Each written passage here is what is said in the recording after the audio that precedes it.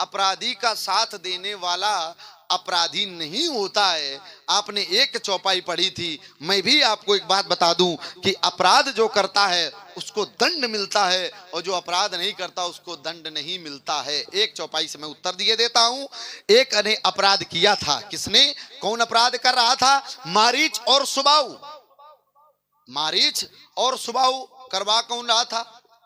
ताड़ुका के द्वारा। देखिएगा, ताड़ुका के द्वारा अपराध करवाया जा रहा था। देखत यज्ञ निशाचर धावई, करई उपद्रव मुनि दुख पावई।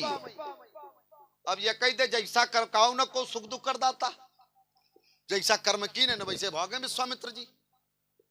जरूरी थोड़ा नहीं कि विश्वामित्र जी ने कर्म है। भाई राक्षसों का कर्म है, माने की मां तो पिता नहीं देवा। राक्षसों का, दुष्टों का कर्म है, माने की मां तो पिता नहीं देवा। साधुन संग कर्मा में सेवा। और साधुओं का कर्म है यज्ञ करना। अब यज्ञ अपना कर्म कर रहे हैं। अब इसमें गुरुदेव विश्वामित्र जी ने यज्ञ किया। देखत यज्ञ निशाचर धावई, करई उपद्रव मुनि दुख पावई। मारीच सुबाऊ के द्वारा अपराध किया जाता था। लेकिन अब कह दो दंड ताड़ुका को क्यों मिला? दंड ताड़ुका को क्यों मिला? भाई उसका कारण ये है कि जो करवाने वाला होता है उसको दंड भी मिलता है। तीनों को दंड मिला है क्योंकि किया गया और कराया गया, वहां अपराध था। अब ये आप अपनी बात पे बताओगे कि क्या अपराध में दंड देना, जो आप दंड संहिता का नियम बता रहे हो, तो क्या वहां पर ये अपराध है जो अपराध यहां पर हुआ है? अगर अपराध है तो मैं अपनी वाणी को विराम दे रहा हूं और अच्छे आने की प्रतीक्षा करता हूं। आइए, राजकुमार लक्ष्मण ने कुछ बिंदु रखे, उनमें विचार करते हैं।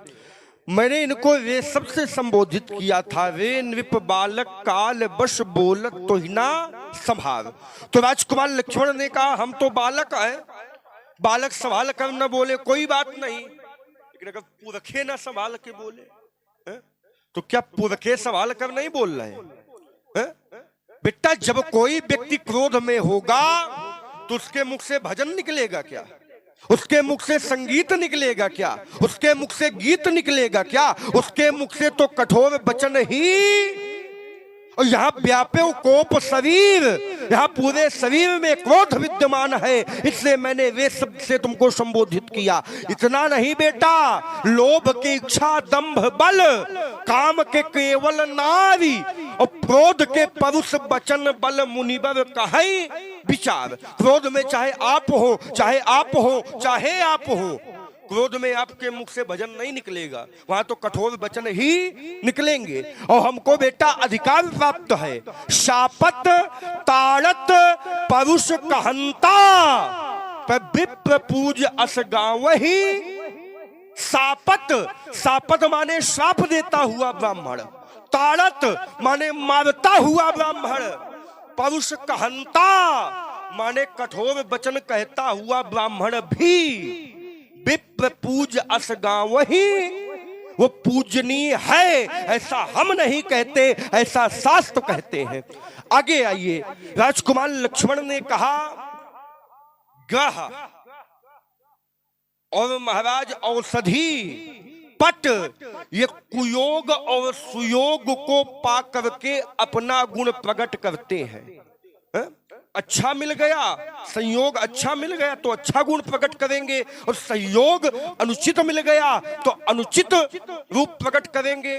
बेटा, जो अच्छे प्रकृति का व्यक्ति होता है महाराज, वो अगर बुरे के साथ भी रहेगा फिर भी वो अच्छा कार्य करेगा। विधिवश सुजन कुसंगत परई, एक सज्जन है महाराज, कभी ऐसा संयोग हुआ कि वो कुसंग में पड़ गया, लेकिन क्या उसने अपना स्वभाव बदल दिया? ना, तभी यहाँ के लोगों ने कह दिया चंदन विष व्यापक नहीं लपते रहत। चंदन का वृक्ष है, चंदन का जो वृक्ष है महाराज शीतल है, सुंदर है, सुगंधित करने वाला है, और उस चंदन में सर्प लपटे रहते हैं। लेकिन क्या सर्पों के कारण चंदन विषैला हो जाता है? नहीं हो सकता। और देखिए, अगर ऐसा है तो लंका में तो सब दुष्ट रहते हैं। लंका निश्चर निकर निवासा, लंका राक्षसों का गढ़ है, लेकिन उस गण में एक विभीषण भी रहता है, तो क्या विभीषण भी दुर्जन हो गया? विभीषण स्वयं कहता है जिम दसनन महु जीभ विचारी, मैं उसी प्रकार रहता हूं जिस प्रकार 32 दांतों के बीच में जिह्वा रहती है। मैं उस प्रकार ये राक्षसों के समूह में रहता हूं। लेकिन क्या विभीषण भी कुसंगति में पड़ गया ना? क्योंकि जो सज्जन होता है वो कुसंग में भी पड़ने के बाद अपने स्वभाव को कभी बदलता नहीं है। ये बात पर बेटा विचार करो। कह रहे ममता, कह रहे आज ममता तो होनी चाहिए। अच्छा, ममता अगर ममता जो है वो संसार में अपयश को प्रदान करती है। अगर संसार से ममता हो गई तो कहीं ना कहीं वो अपयश देती है। ममता के ही कर यश न नसावा। ममता अगर संसार से हो गई तो ये अपयश देने वाली है, लेकिन वही ममता अगर भगवान से हो गई तो वो यश देने वाली है। क्यों? क्योंकि ममता भी स्वार्थ और निस्वार्थ के ऊपर आधारित होती है। रेशम का व्यापारी रेशम के कीट को पालता है, रेशम के कीड़े को पालता है और उसको अपने प्राणों से भी ज्यादा प्रेम करता है। पाट कीटते होय तेहिते पाटांबर रुचिर, पर कम पाले सब कोय यथा अपावन प्राण सम। जो रेशम का व्यापारी है वो रेशम के कीड़ों को पालता है, यद्यपि वो अपावन है लेकिन उसका स्वार्थ जुड़ा हुआ है तो उसको वो वहां, क्योंकि जेहि कर जेहि सन स्वार्थ होई तेहि पर ममता कर सब। ये आचार्य कहते हैं जिस व्यक्ति से स्वार्थ होता है वो उससे ममता करता है। लेकिन बेटा ब्रह्मचारी के जीवन में ममता नहीं होती, परशुराम के जीवन में ममता नहीं है, क्योंकि जब ब्रह्मचारी ब्रह्मचर्य व्रत को धारण करता है सबसे पहले परिवार को छोड़ता है, भाई बंधुओं को छोड़ता है, पिता को छोड़ता है और माता को भी छोड़ता है। जब सबका त्याग ही कर दिया तो फिर ममता कहां से आ गई?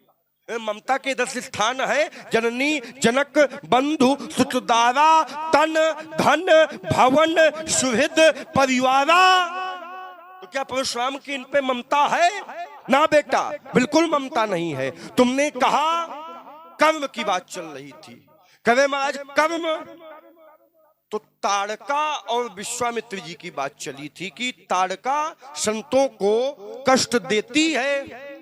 तो क्या ऐसा कोई संतों ने कर्म किया? बेटा ताड़का को ताड़का बनाने वाले ही संत हैं।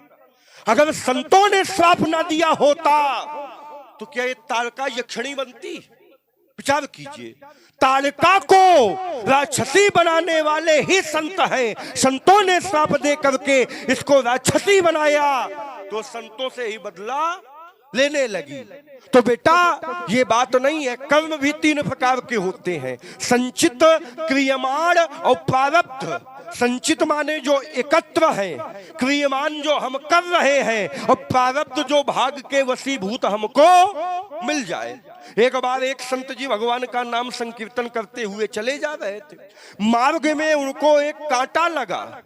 उन्होंने हर इच्छा जान करके कांटा को निकाला और भगवत गुणानुवाद करते हुए चले गए। उसी समय वहां एक डाकू आया। बरसात के समय जो भूमि होती है मज वो गीली हो जाती है, तो उसको चमकीली वस्तु दिखी तो वो धरती को खोदने लगा और इतना खोदा कि उनको स्वर्ण की मोहरों से भरा हुआ एक घड़ा मिला। देखिए, दोनों दृश्यों को देखा, दोनों दृश्यों को संत ने देखा कि जो भगवान का दिन रात भजन करता है उसके पैर में कांटा लगता है, और जो दूसरों को मारता है, लूटता है, उसको आज सोने का घड़ा मिलता है। हमने तो सुना था भगवान के यहाँ देव है लेकिन अंधेर नहीं है, और यहाँ अंधेरा है।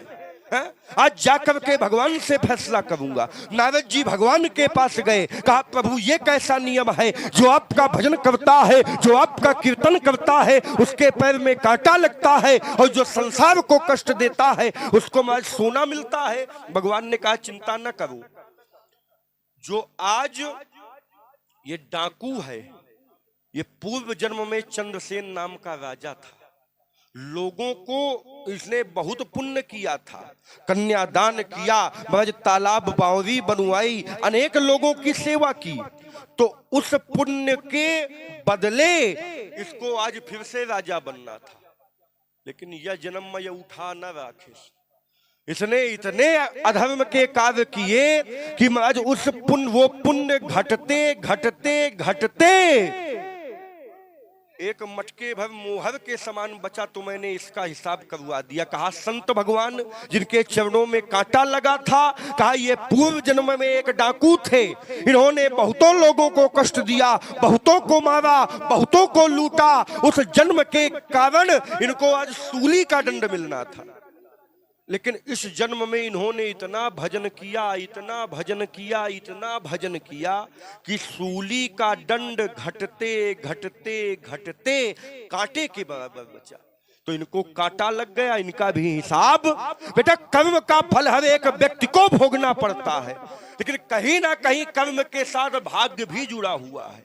कभी कभी ऐसा होता है कि व्यक्ति कर्म बहुत करता है, लेकिन कर्म का फल उसको मिलता नहीं है। कर्म तो खूब करता है, लेकिन जब भाग्य में नहीं होता तो कर्म का फल भी मिलता नहीं है। जिस प्रकार समुद्र मंथन हुआ, समुद्र मंथन से जो विष निकला, विष भैया किसको दिया गया? लक्ष्मी निकली, लक्ष्मी किसको दी गई? अब देखिए यही तो भाग्य की बात है। विष भगवान शंकर को दिया गया और लक्ष्मी नारायण को दी गई। यही प्रमाण है, भाग्यम फलम सर्वत्र न च विद्या न च पौरुषम समुद्र मथनाद लेभे हली लक्ष्मी हरौ विषम। बेटा ये प्रारब्ध की बात होती। करें यहाँ के संत, अच्छा यहाँ के लोग पूर्ण नर नारी सुभग सुसंता है। तो धनुष तोड़ने वाले के लिए हमने पूछा था, बताओ धनुष किसने तोड़ा? बेगी दिखाओ, बताया नाम? हमने कहा नाम बताओ, न नाम बताया।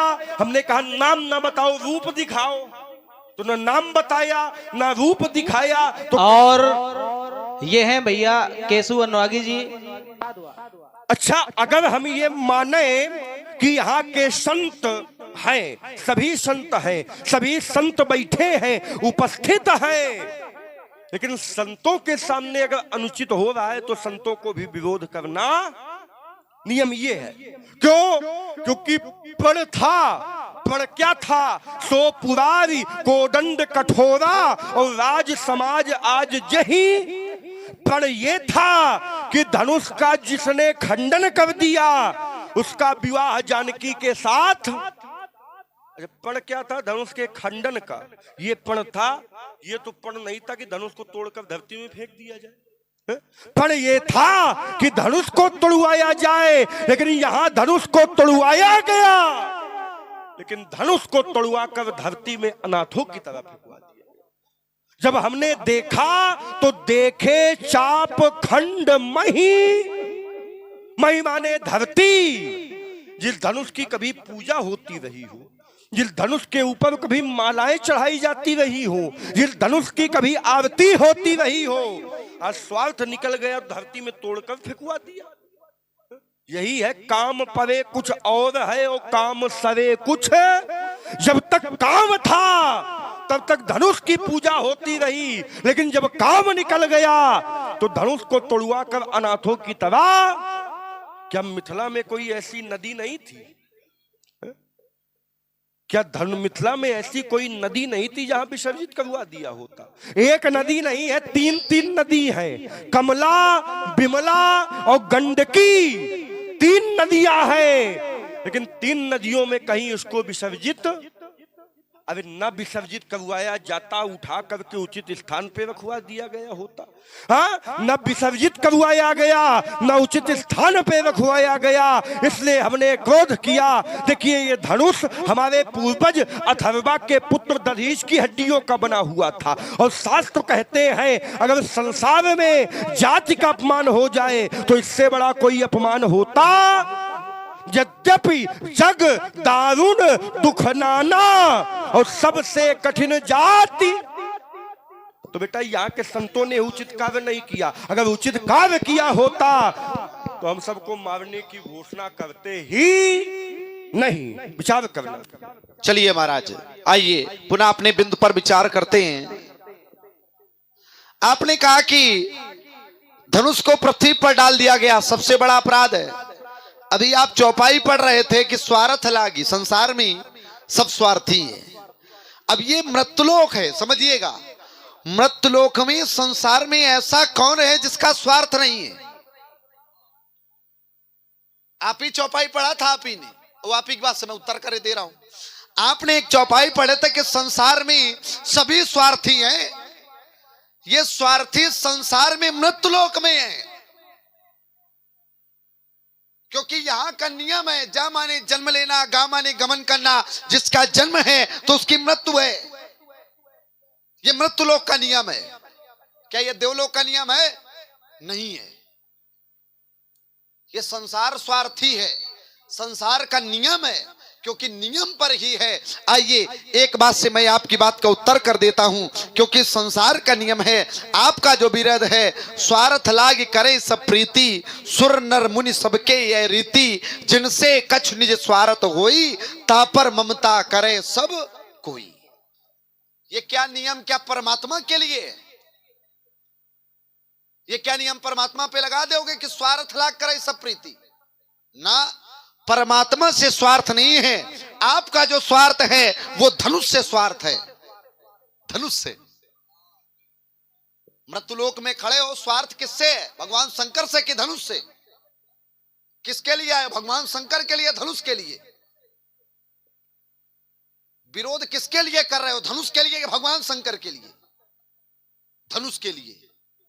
और यही संसार का नियम है कि मृत्युलोक में आए हो, जिसका जन्म है उसकी मृत्यु है। आइए, जन्म लिया है तो उसकी मृत्यु निश्चित है। मैं एक बात आपने कही कि ऐसा नहीं होता है कि ममता अगर करे संसार में तो ममता अच्छी नहीं है। फिर आपने बात कही कि संसार के लिए आपने चौपाई पढ़ दी थी एक, जननी जनक बंधु सुदारा तनु धनु भवन स्वद परिवारा। ये संसार के लिए, ये भी मृत्युलोक के लिए,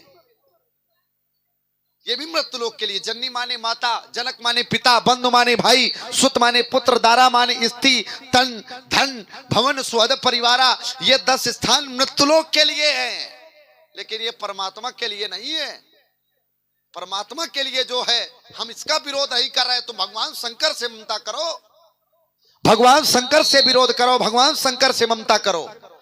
लेकिन आपका जो विरोध है वो धनुष से है। धनुष एक वस्तु है, धनुष आज है कल नहीं होगा, लेकिन भगवान शंकर आज हैं कल भी रहेंगे और सदैव रहे हैं। तो ममता करना है, प्रेम करना है तो परमात्मा से करना चाहिए, परमात्मा के चरणों से करना चाहिए, क्योंकि परमात्मा आज भी थे, कल भी है और कल भी रहेंगे। विरोध किसके लिए? संसार में किसके लिए? व्यास जी आ गए हैं तो कुछ यात्रा हो जाए, और यात्रा हो जाएगी तो सबको आनंद आ जाएगा। आइए व्यास जी, एक बात मुझको याद आ गई। एक व्यक्ति ने शरीर से अपने ममता किया था, शरीर से भगवान ने पूछा कि तुम किसके लिए रो रहे हो? तो परमात्मा ने कहा किसके लिए रो रहे हो? बोले शरीर के लिए। बोले जीव नित्य के लागी रोवा, किसके लिए? शरीर के लिए। बोले शरीर, ये शरीर तुम्हारा नहीं है, जिसके लिए तुम रो रहे हो वो चली गई आत्मा, शरीर से जीव निकल गया तो शरीर का कोई महत्व तो नहीं होता है। वही है कि आप जिसके लिए रो रहे हो, मृत्युलोक में खड़े हो, अब धरती में तुमको स्थान नहीं दिया गया, ये मृत्युलोक का नियम है। मृत्युलोक, आइए व्यास जी चौपाई से उत्तर हो जाएगा। आपने इस संसार का नियम है महाराज। एक भक्त तो कहता है ममता करना है तो परमात्मा के लिए कहता है, वो ऐसा क्यों कहता है? ये कि तन राम भगति में पाई, वो तो कहता है कि ममता अगर करना है तो कैसे करो, शरीर से ममता किया उसने, क्योंकि उसकी ममता अच्छी है।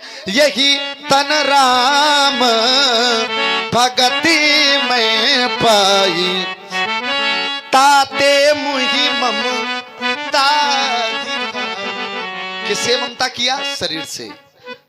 शरीर से ममता करना अच्छा है, लेकिन अब वो शरीर से ममता कर रहा तो क्या मृत्युलोक में रहने वाले जीव से ममता कर रहे हैं?